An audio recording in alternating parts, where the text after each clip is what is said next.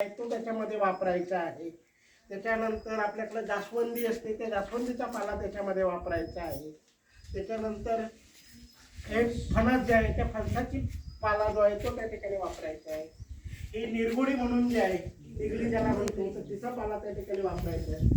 ही सीताफळाची पानं आहे, ती सीताफळाची पानं त्या ठिकाणी वापरायची आहे.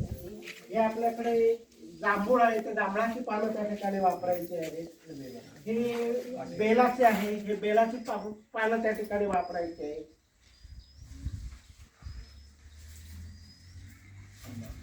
हे आंब्याची पानं आहेत, ही आंब्याची पानं त्या ठिकाणी वापरायची आहे. आणखी आपल्याकडे निवडुंग आहे, त्याचा आपण पाला वापरू शकतो.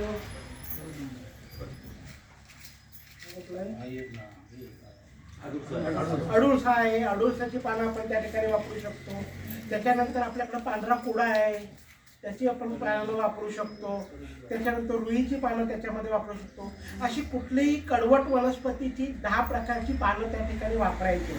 आपल्याकडे करंजाची झाडं असतात, तर करंजाची पानं सुद्धा त्याच्यामध्ये वापर